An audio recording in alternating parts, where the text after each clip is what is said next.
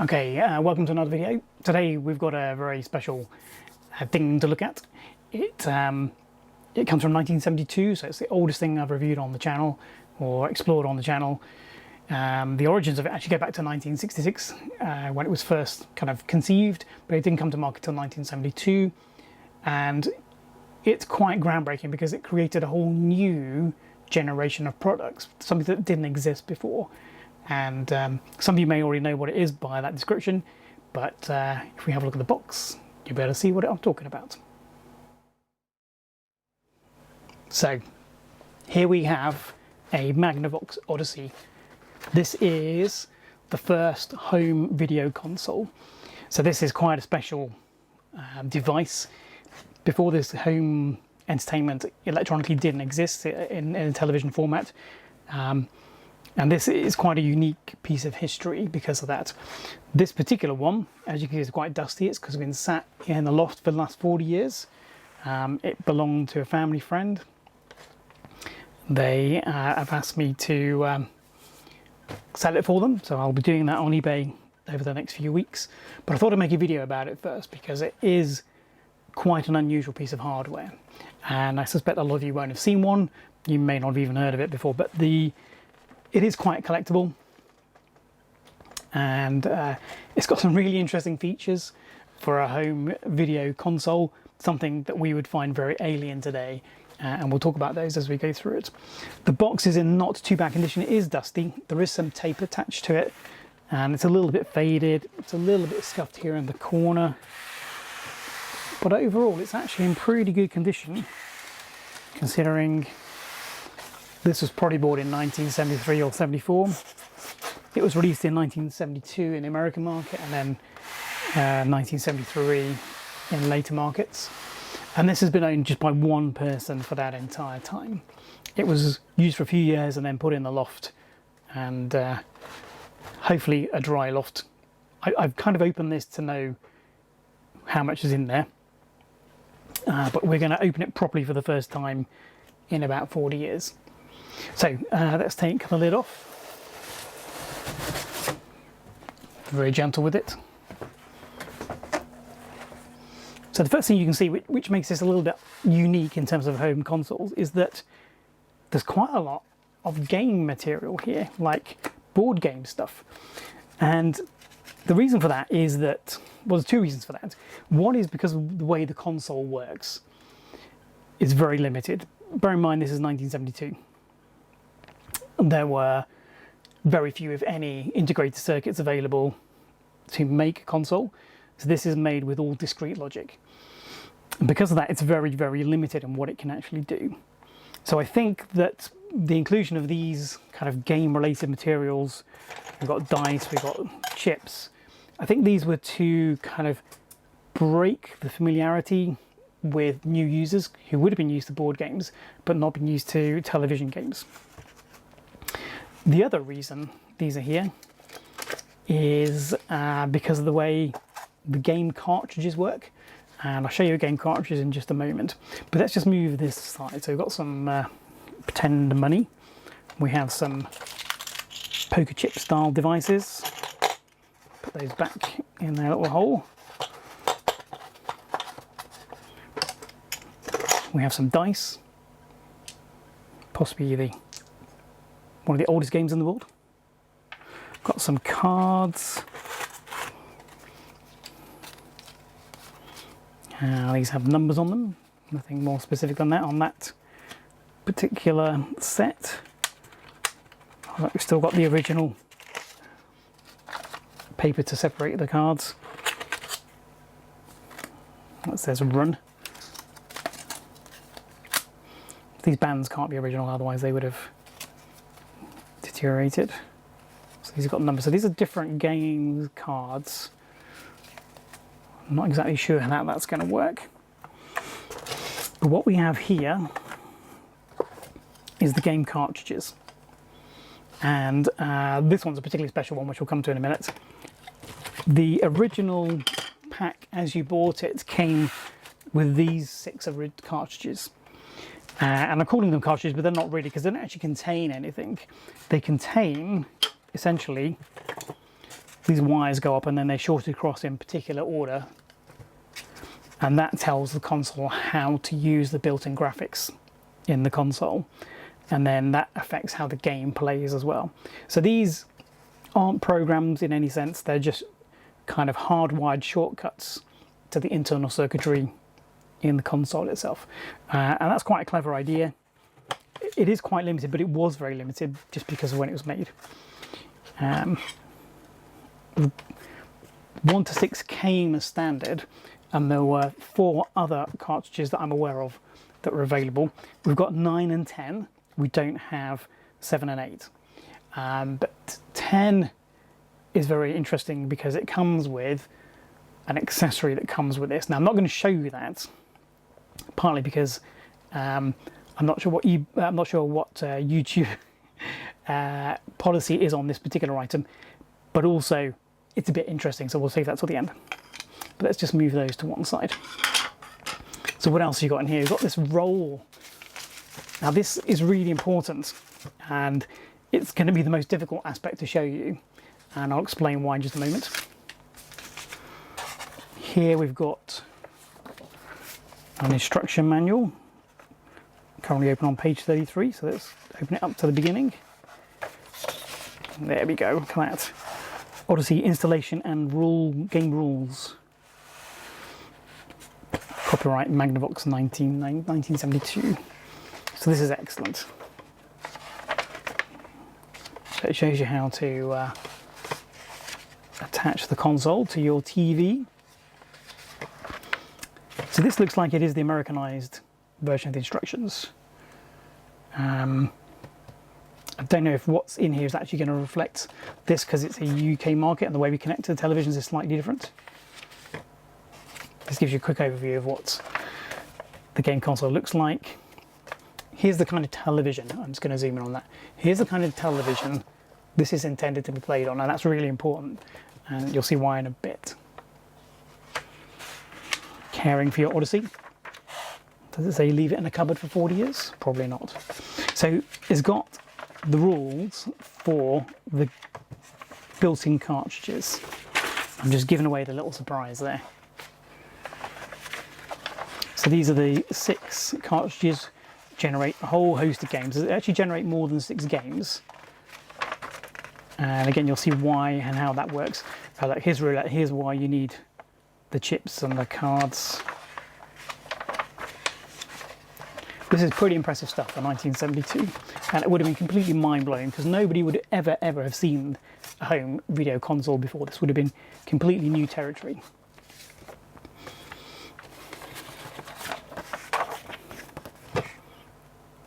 Affairs of State. I think that's for one of the optional cartridge, maybe cartridge number 9, I think. Books for electronic engineers and students. Now that is just an advert, but that's very cool. Electronics in 1972 is going to be very different from electronics, you know, even 10 years later. So that's really interesting. Order form.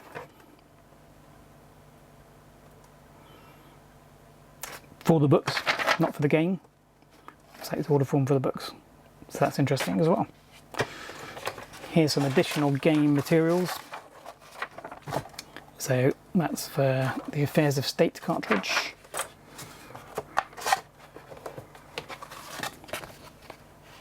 Oh, these are stickers. Okay, so these are not, I'm not taking these off obviously, but these are the original stickers still on the backing. That's cool. Some other kind of playing cards. That's designed to be folded up and used as a scorecard. These turn, you get the different numbers appears in the window. Unused, nice. Here's your kind of roulette card. That's on a very thick card actually. Oh, and there's American football on the back. Nice. Nice bright colours, hasn't faded very much, despite being 51 years old. Excellent. A couple of ties, don't know if they're original.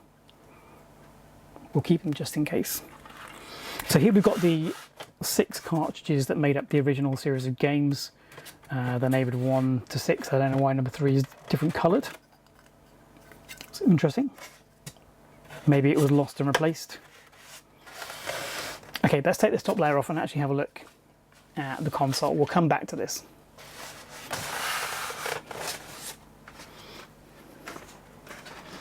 Don't know where to put this and keep it safe. And here we have it in its fantastic 1970s colours. So we've got a kind of ivory and browny black on the main unit, and these are the two controllers. Nice wood grain effect here. So imagine the designers, I mean, they were trying to think of how do I package this in a way that can be used at home. And look at these controllers. They're like little boxes, like little something out of Doctor Who maybe. And they have moving controllers on the side and a reset button on the top. So there's an inner wheel on this side and an outer wheel on this side. There's just an outer wheel and a very chunky cable going underneath the box. And this looks like it's the cable to connect to your television. So this end's got a very small, slightly bent jack plug, which presumably goes in the end of the console. And then the other end, it's got this lovely Bakelite effect RF connector to plug into the back of your telly. So as I suspected, the instructions that are in the manual for the American version, this is kind of the UK equivalent. A little bit simpler in a way. All right, let's go back to the console. Now I've got no idea whether this works. We are going to try to see if it works. But I just wanted to show it to you. Cat hair. All right, let's get this out without breaking it. I'm just going to put it to one side for a moment so we can see what else is in here. Okay, there's a pile of corrosion here. That's not a good sign. So I had the horrible thought that maybe the batteries have been left in, because this actually runs off batteries. What's this? Please do not throw away this packaging. Okay, I don't think I will. So here we've got the two controllers and their very, very chunky leads. Looks a bit like K9, doesn't it? That's what it's reminding me of from Doctor Who. Label on the bottom. One of 4 pieces. Not sure what that means.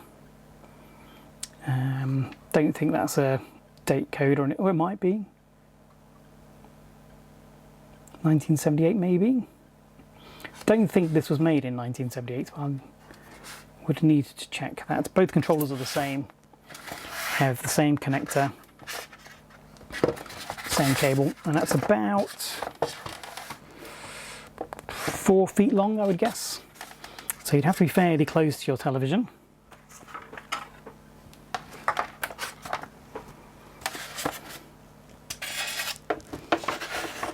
Let's move that out of the way carefully. That sounded worse than it was. So let's have a look at this controller in a bit more detail.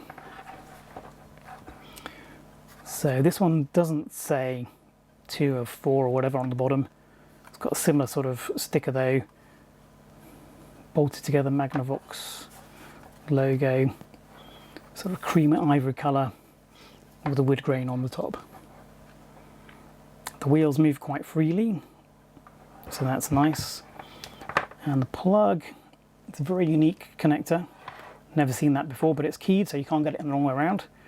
As I said, nobody's ever done this before. They would never have been at home and plugging in something to their TV before. So this is just kind of crazy. This is the other one. It's exactly the same. I don't think there's a difference between the two controllers. So it's obviously a 2-player type console.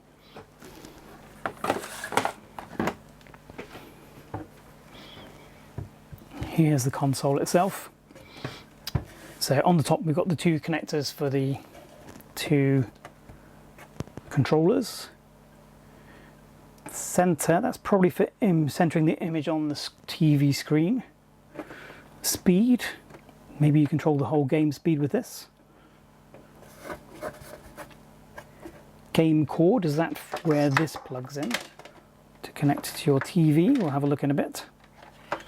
Don't want to yank it and jab it in there now. There's a little bit of debris on it, but as I say, it's been in a loft for a long time. Odyssey logo here. It's got no Magnavox branding on the top or on the front, which is interesting. This was developed by another company and then taken on by Magnavox, which is maybe why it's the way it is. Around the back here we've got a power input, it's a very small connector. There's nothing on the sides. I can hear something rattling around the side. That's not good. Bit of wood grain trim. Let's turn it over. So this is the source of that corrosion we saw earlier on. So basically this is run off batteries, and this is a battery compartment, so what I'm worried is that somebody's left the batteries in there. That would be a shame. Let's turn it around the other way so we've got the label the correct way up. Very plain bottom. Covered by one or more of the following US patents. Other patents pending. One of 4 pieces. That's the same as what was on the bottom of the controller, so that's interesting. Made in the USA. Model number. Black finish. Serial number. Hasn't got a rating. But it does, in terms of amps, it does have a rating that's supposed to be 120 volts. 60 hertz. So basically the European version would have been 220 volts. So whether this is an American import from 1972, that's interesting, or whether they never changed the label when they provided a UK style power adapter. There's no power adapter in here, so this must have been run off batteries when it was used. Okay, so we've got the terrible job of opening up this battery compartment.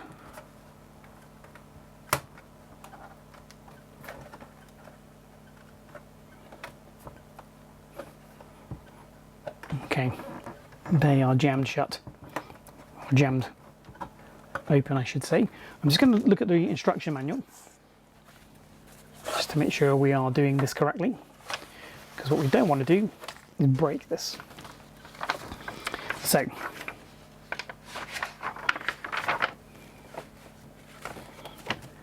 batteries are used to power your Odyssey. Remove the lid on the battery compartment by sliding the fasteners in the direction of the arrows. Place 6 C-cell batteries in the battery holder as shown. So the batteries would have been included, it says. Ah yes, the space in the bottom polystyrene for them, I see that now. Okay, so we do need to push them in the direction of the arrows, so we do need to push them that way.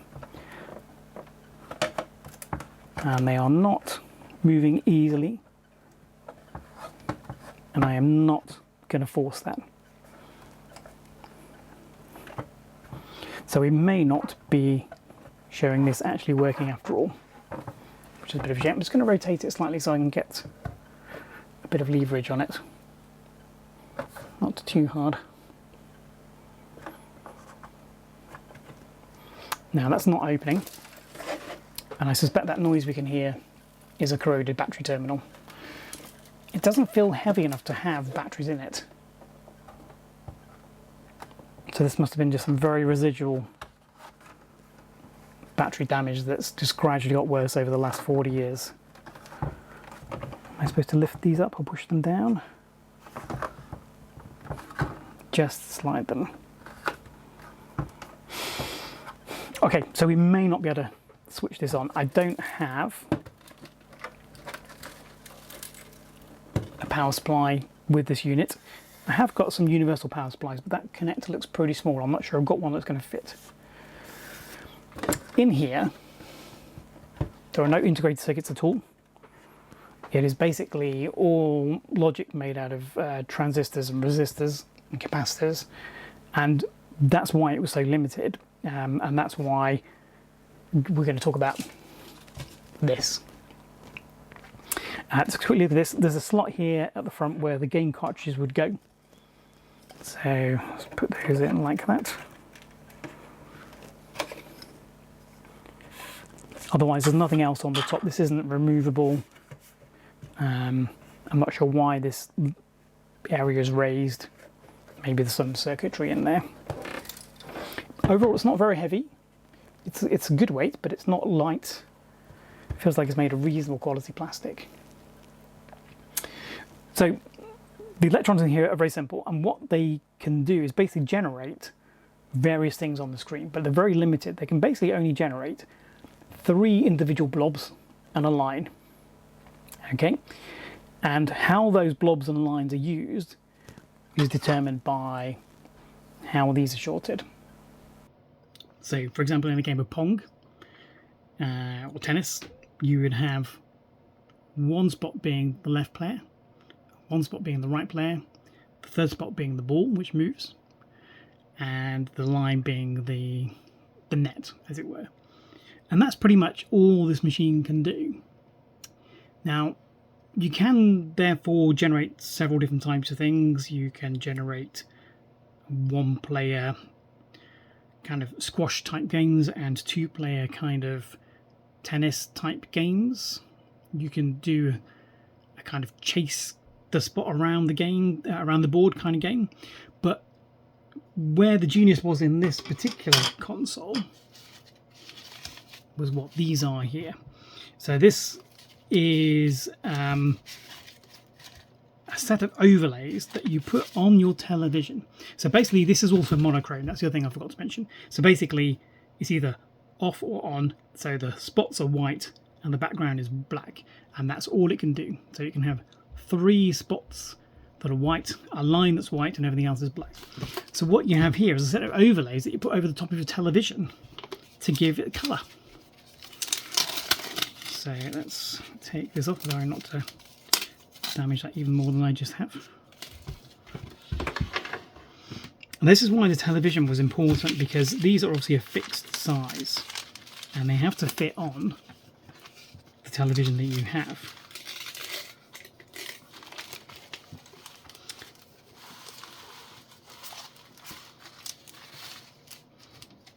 Okay, now 6, 4.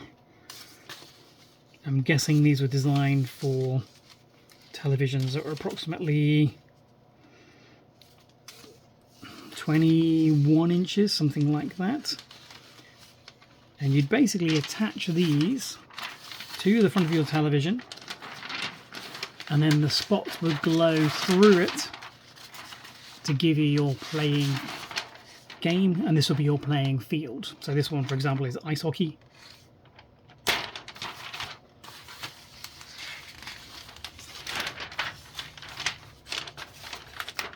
A little bit of tape attached to this one. This one obviously was attached to a television at some point. So be really careful taking these apart.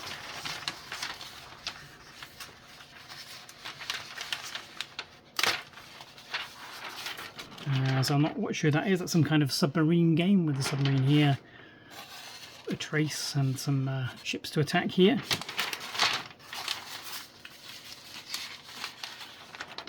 And here's a map of the states, the North American states. So I'm guessing that would be some kind of game where each individual state would light up one at a time. You'd have to maybe attack it.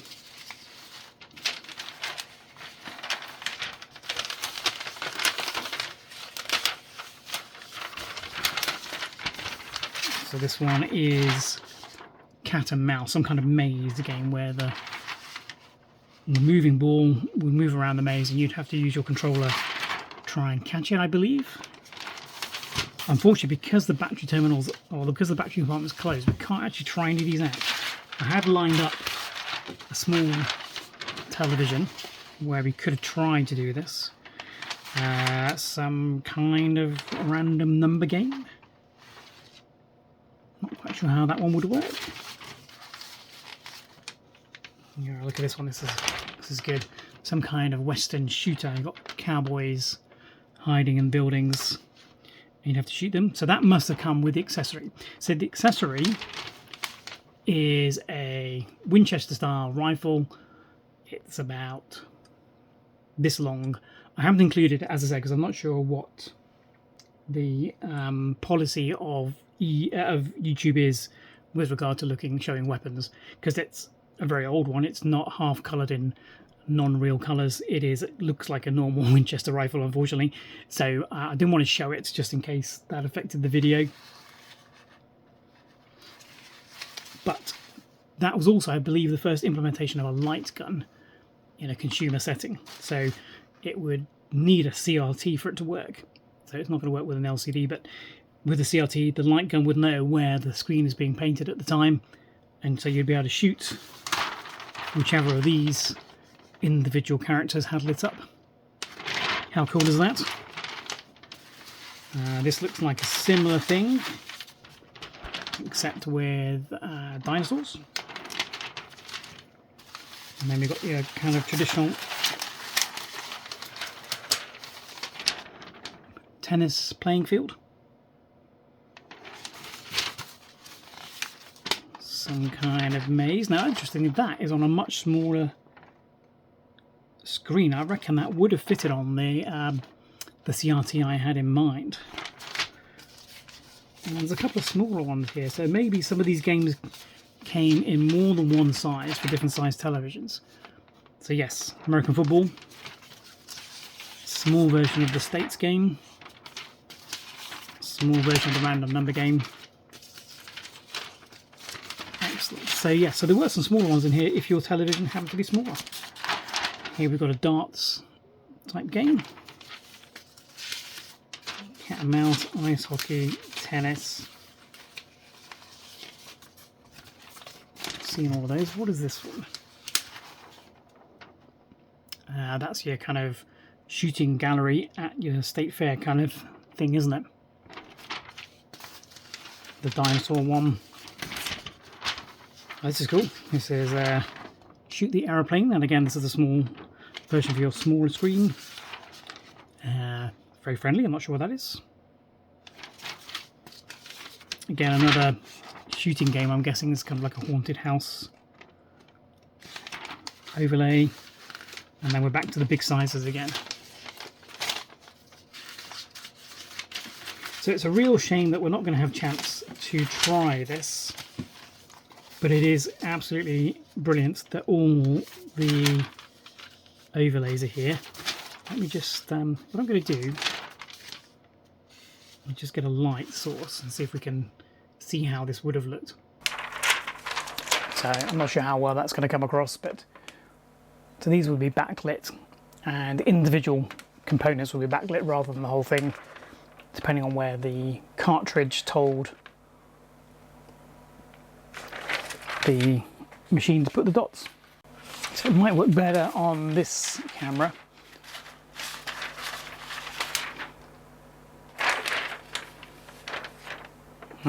Still not quite right, is it?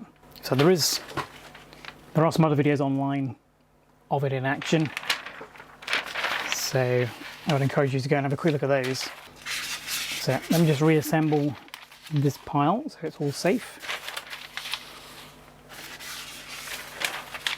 So considering these are 40 years old, nearly 50, they survived quite well. That's why I'm going to put them back very gently. I'm not going to try and unravel them. So the fact that this bunch of larger ones are at the top of this pile makes me think these are the games that were most commonly played by this family. So you've got the dinosaur, the shooting one, which would make sense. I'm not sure what this one is. So these all have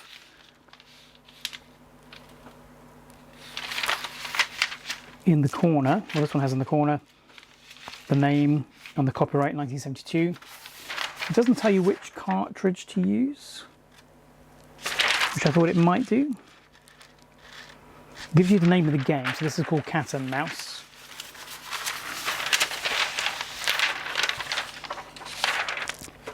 This one is just called States.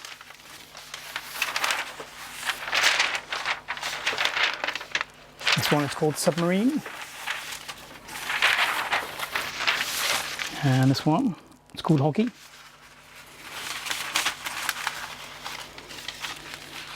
So I suspect those are the ones that were played most by the family that had this.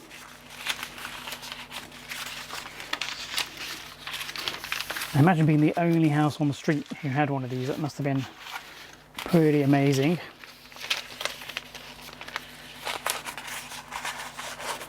Just roll it back up. And I'll put the tape back on.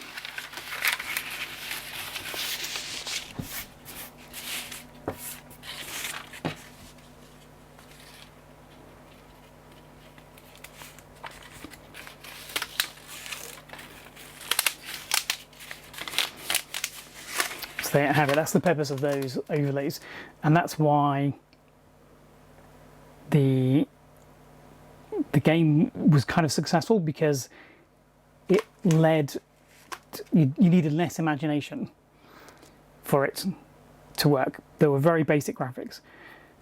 By the early 80s, late 70s, we'd kind of accepted that, you know, a black dot moving around the screen, very exciting, use your paddles to go and knock it around. And that was fine, but at the very beginning, the very first machine that came out, it obviously needed something a little bit extra for you to engage with it. And that's what these were for, just to make it more kind of acceptable to play. So there you have it. That is the Magnavox Odyssey from 1972. Just as I was putting it away, I noticed through here, you can see a battery. So I didn't want to leave those in there, so I have tried to move these. This one has moved, this one has not, it has come free. And it does look like there are some batteries left in there, which is a bit of a shame. Don't know how well you can see it on the camera, the flap's not really opening up very much. But we need to get those out. Oh dear. Oh, do you know what? Look at that, they're in a carrier. That may have saved the rest of it. Wow, okay. Let's see if we can get these out. Put these straight in the bin. If I can get them out.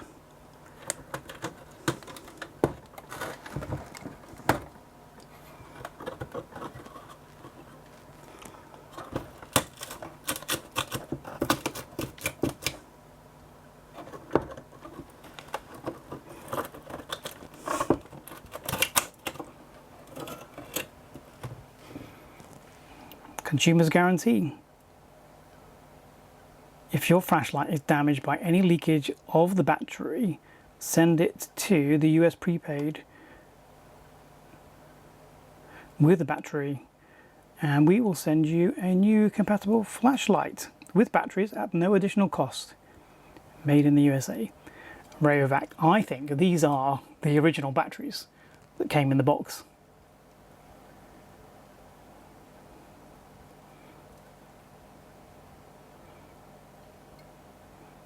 Wow, 50-year-old batteries. So they obviously need to go in the bin, but just thought I'd quickly document that first, because I think they are 50 years old. Now, I don't think that Rayovac is going to send us another flashlight, but that's interesting, isn't it? Let's see how much damage has been done.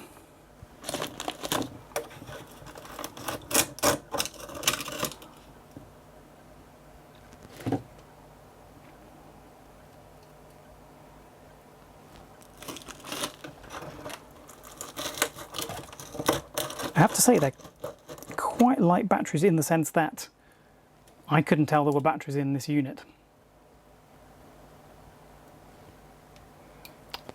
So, please don't leave batteries in electronic devices when you put them into storage. And that applies to Apple Macs and battery-powered game consoles.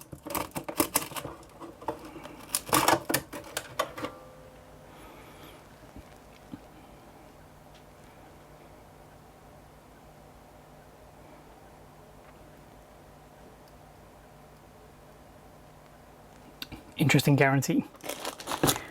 Presumably it only covers flashlights and not classic, very expensive game consoles. Do you know what the most amazing thing of this is though?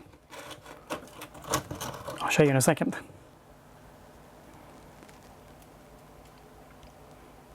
That one's particularly bad.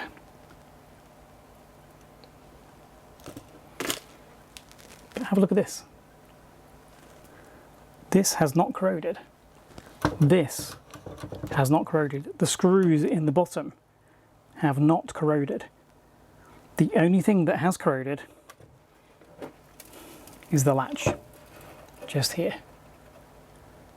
Wow. Okay, we may be able to get this working. I'm just going to have to hoover out this dust so it doesn't get anywhere else.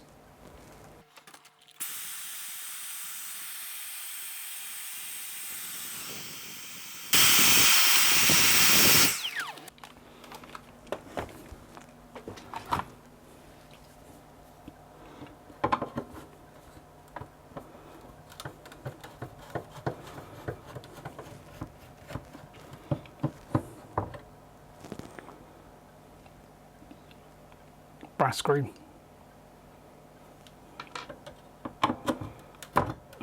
You wouldn't get that these days, would you?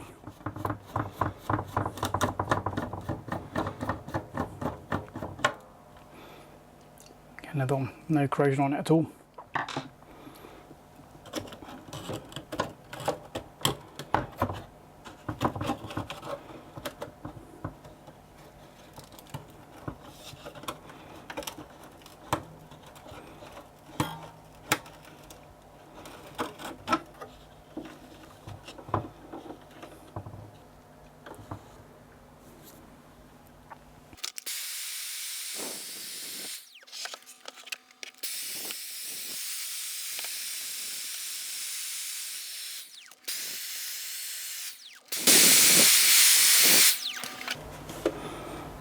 Okay, so this battery sled has saved the rest of the battery compartment apart from this lid, which has become affected, so I'm going to clean that off with some IPA, I think. The very end of this terminal has become a little bit corroded, so has this.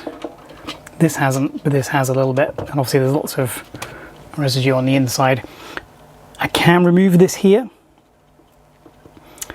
I'm really tempted not to because I don't know how robust those are. I don't want to break it off because that would make a repair a little bit harder. This is not supposed to be a repair video, but I think we just need to do some preventative maintenance on this before we go any further.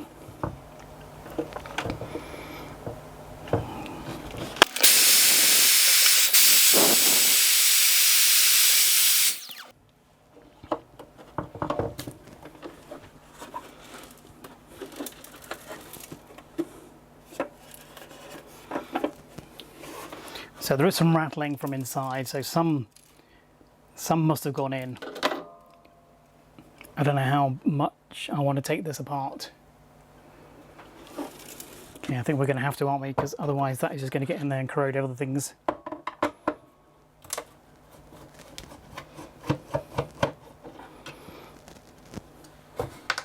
Another screw, same length, same type as the ones in the battery bay. Also in very good condition.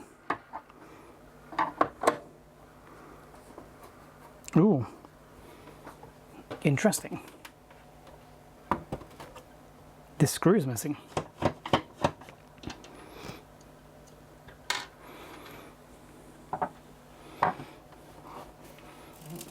So I don't know how this comes apart.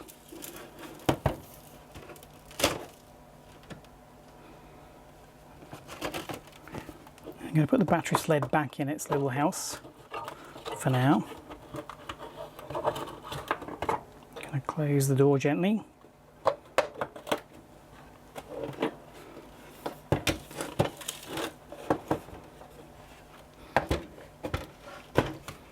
So I'm guessing there's got to be at least some cable across the front here and some cables across the back holding it all together.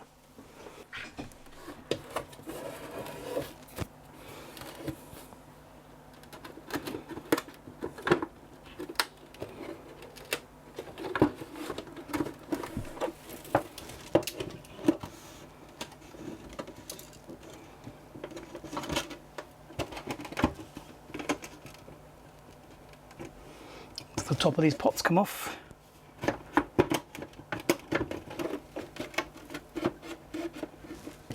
Don't know if you can see that the upper part of the case is moving, because it looks like all the electronics are in the bottom, so these must have to come off somehow.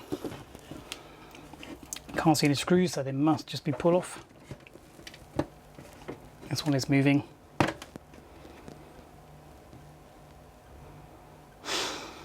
Okay, this is very nerve-wracking.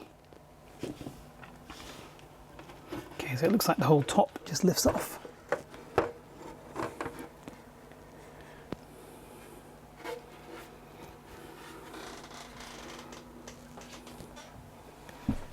And here you can see the insides. So there is residue of rust in all the corners.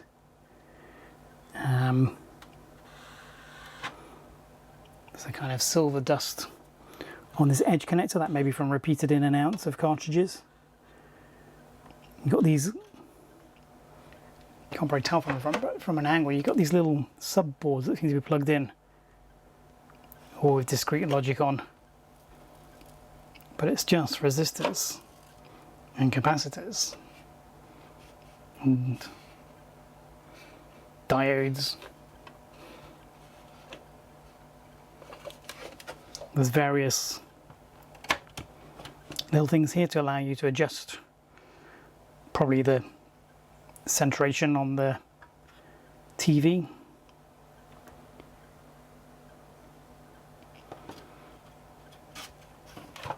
The board itself is a little bit discoloured around the edge, for example here, but it doesn't appear to be corroded,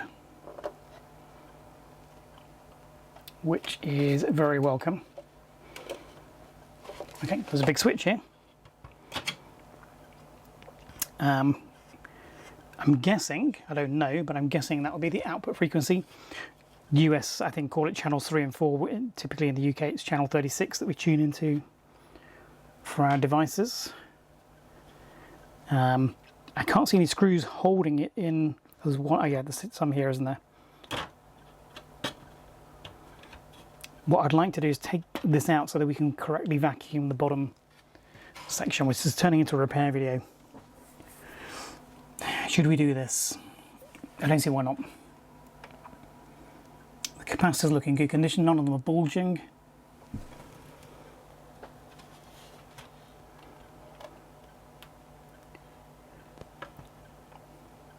Okay, so I haven't got anything here that I can use immediately to fix this. So what I'm going to do is hoover out as best I can the debris in the bottom of the case without touching the board at all. So let's give that a go.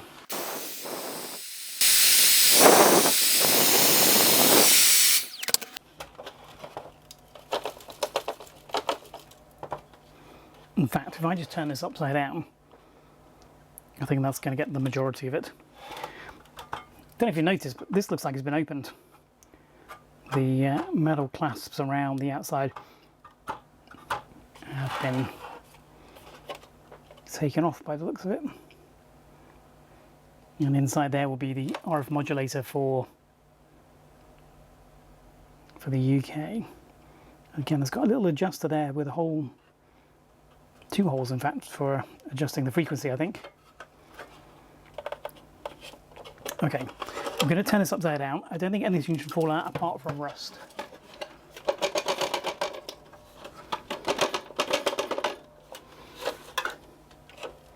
Bit of foam.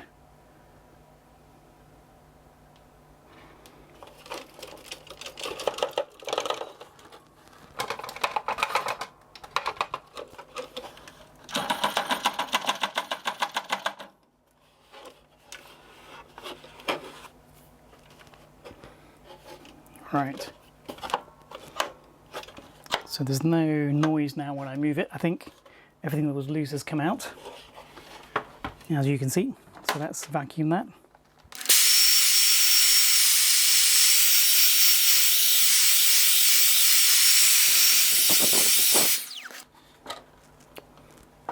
Still a little bit of residue on the side of the case. I'm just going to vacuum that.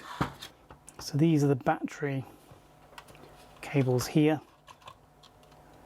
And this is the DC input over here. So I don't know, oh yeah, look, it is printed on the board.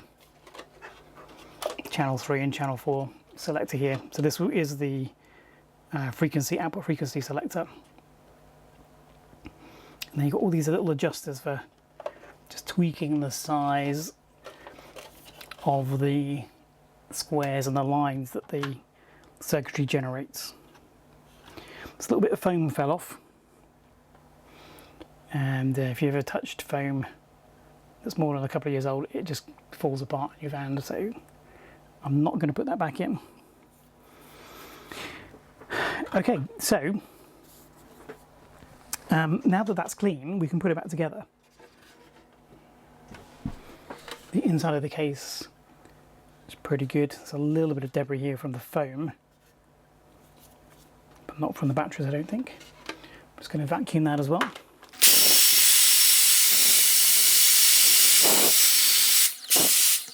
And now we can reassemble.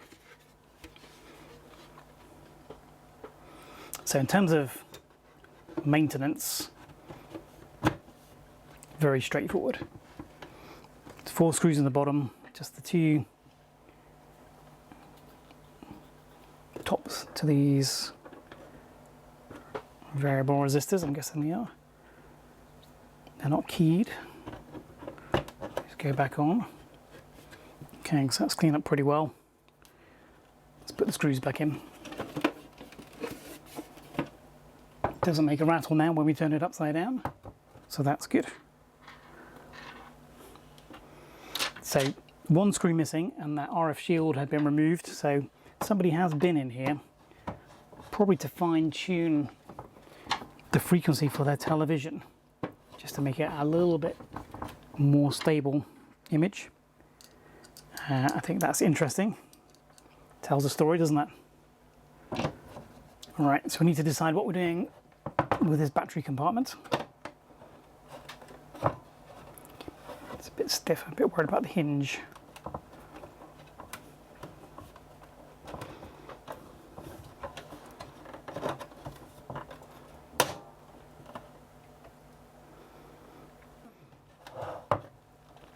Right, if we try and clean this up with some IPA, that might improve its cosmetic appearance. It may improve the terminals as well. So, the battery compartment has cleaned up really, really well. There's still a few little marks in there and a little bit of corrosion on the terminals, particularly this one just here, which I don't, you can see very well, but I'm now confident that things probably aren't going to get worse, and that we can send it onto its new owner in a fairly sort of benign state. It so happens I have got some C batteries. These are extremely old. I don't know if they've got any charge, so I'm just going to quickly check them. So, that one is a good battery. I've got 7 good ones. Should we put them in? What could go wrong?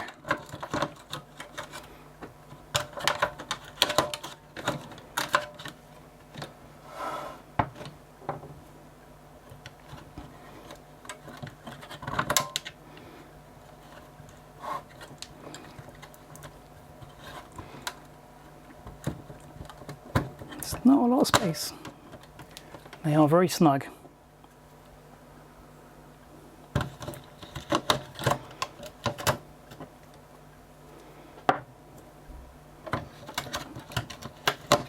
So these are the 6 best batteries.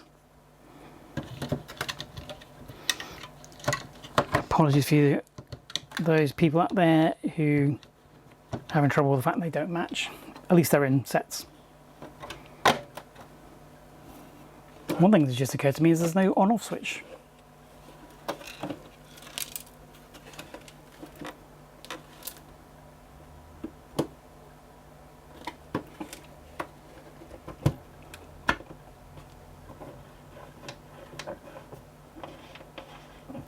So I was wondering if the speed has a click off setting, but it hasn't. Does that mean it's actually on, or does it switch on when you put a cartridge in? Don't know. Okay, well, shall I go and get a monitor and we'll plug it in and see what happens? So just thinking about how to connect this to a monitor. I've got a nice Sony Trinitron telly here.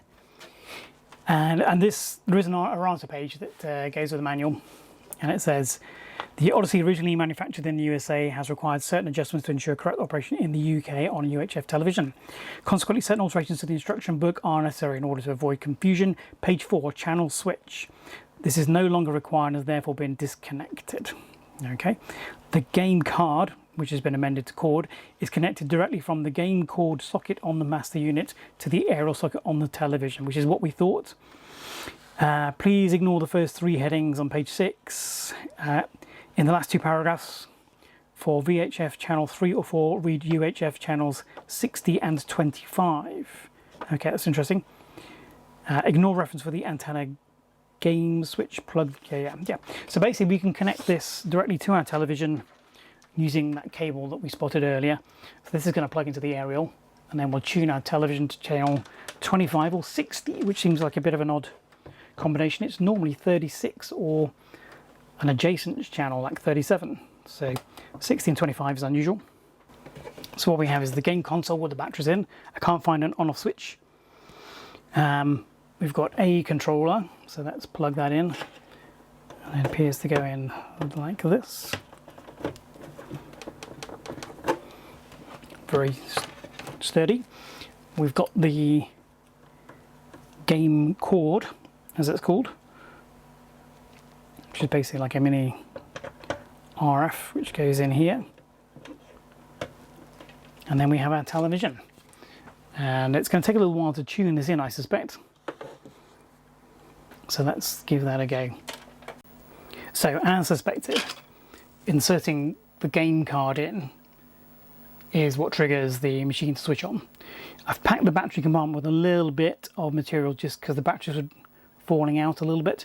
So I don't know if that was part of the problem. So let's try again. Let's plug a cartridge in. Now I don't know if it's my imagination, but I think I heard something. Like electronics energizing, maybe. I've plugged in the other control unit as well. Let's try tuning again.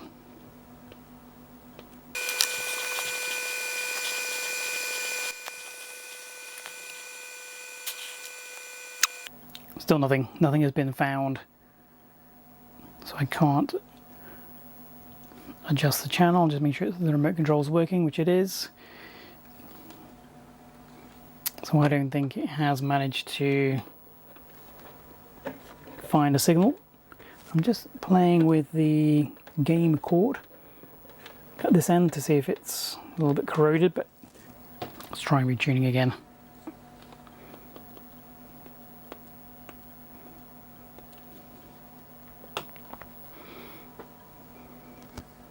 It'd be lovely to be able to demonstrate this little unit, the very first game console.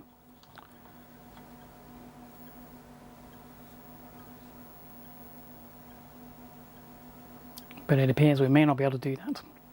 And that's okay. It's 50 years old. We can cut it some slack.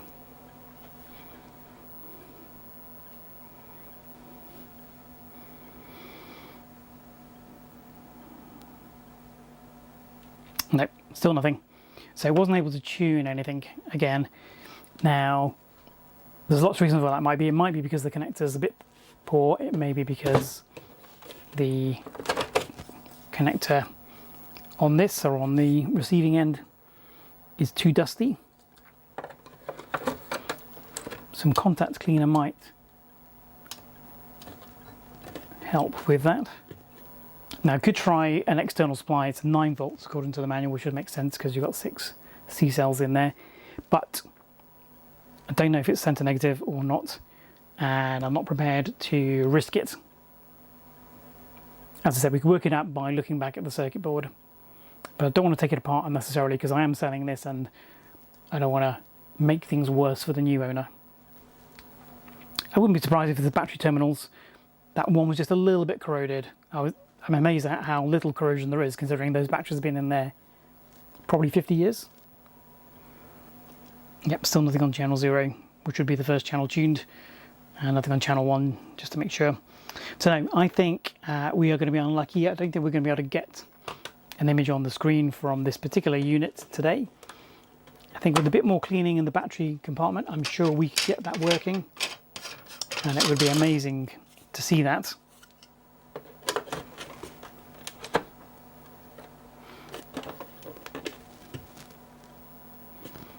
The unit itself has no built-in speaker, so we've got no audible feedback to tell us it's come on.